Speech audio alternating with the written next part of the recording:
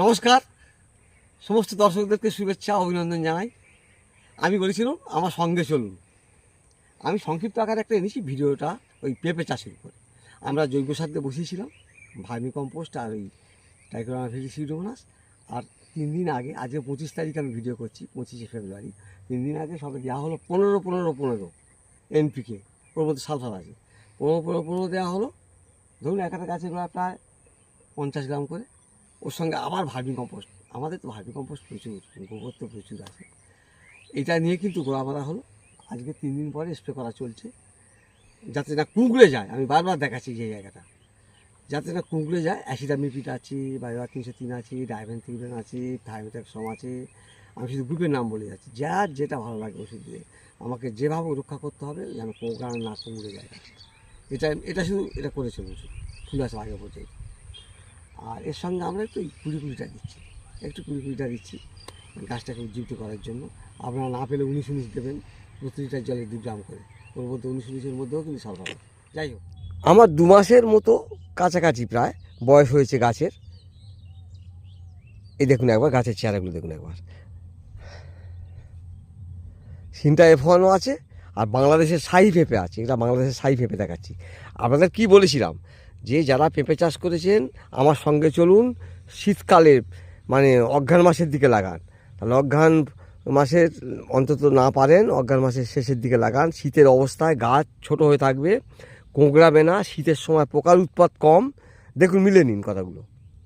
দেখুন আমি পরপর গাছ দেখিয়ে যাচ্ছি, দেখুন একবার। এই এই এই আমার গোটা পেঁপে বাগান দেখুন। এই দেখুন স্প্রে চলছে। 3 দিন আগে কিন্তু খাবার দেওয়া হয়েছে গোড়ায়। আমরা জৈব সার দিয়ে বসিয়েছিলাম 3 দিন আগে, 15-15-15। সেই সঙ্গে ভার্মি কম্পোস্ট আমাদের প্রচুর আছে, মিশিয়ে দিয়ে কিন্তু গোড়ায় খাবার দেওয়ার পর বৃষ্টি হয়ে গেল। আজ আমি ভিডিও করছি 25 তারিখে, 25শে ফেব্রুয়ারি। 24 তারিখে এখন বৃষ্টি হয়ে গেল। আর এই যে এখন ওষুধ দেওয়া চলছে যাতে কুঁকড়ে না যায়। অ্যাসিটামিপিড 1 গ্রাম করে, সেই সঙ্গে বায়োয়া 303 1 মিলি করে দিচ্ছি আমি। আর একটু 20 দিচ্ছি, 20-20-20টা, বা আপনারা 19-19-19টা 2 গ্রাম করে দেবেন। গাছ সুস্থ থাকবে। আমার শুধু দেখতে হবে কোনটা। আমি বলেছিলাম যে গাছের এই জায়গা যেন না কুঁকড়ে যায়, এইটা খেয়াল করুন, আর কিচ্ছু না, শুধু এইটা যেন আমার ভালো থাকে।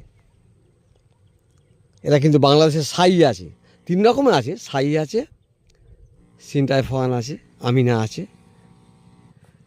দেখা যাক 3 রকম জাত। এরকম দেখলে হবে না, পাতার পিছন পৃষ্ঠাও দেখবেন। কিন্তু পাতার পিছন পৃষ্ঠা দেখা খুবই জরুরি, কারণ দয়ে পোকা এখন খুব লাগছে দেখছি। দয়ে পোকা লেগে আপনাকে বুঝতে দেবে না, পাতা গাছ তো কুঁকড়ে দেবে, শুধু সাদামাছি নয়, কুঁকড়ে দেবে, ফুল আসতেই দেবে না, গাছকে বসিয়ে রেখে দেবে একদম। সাদা সাদা ছোটো ছোটো পাতা ভিতর পিছনের পৃষ্ঠা দেখবেন ভর্তি হয়ে আছে একদম। দেখছি না, এখানে দয়ে পোকা লাগেনি, আমাদের গাছে দয়ে পোকা লাগেনি, পরিষ্কার।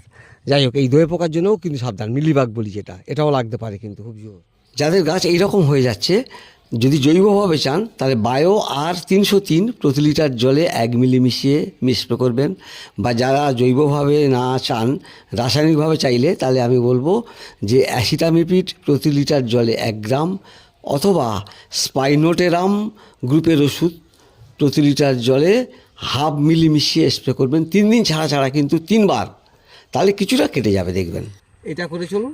আর এইভাবে কিন্তু পেঁপে চাষ করুন। যাদের সময় হাতে নেই, বাগানে খাটতে পারবেন না, জমি পড়ে আছে, চলে আসুন পেঁপে চাষ করতে, এবং লাভ হবেই আমি মনে করি। কাঁচার দাম কম হচ্ছে, আমি পাকায় চলে যাবো, দাম পাবেন, এবং ঠকবেন না।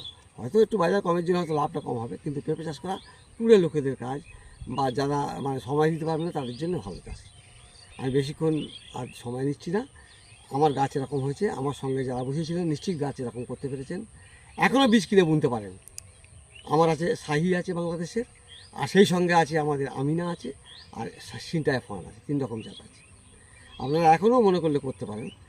আর বিস্তারিত যাচ্ছি না। সকলকে ধন্যবাদ, শুভেচ্ছা জানাই। নমস্কার, ভালো থাকুন, ধন্যবাদ।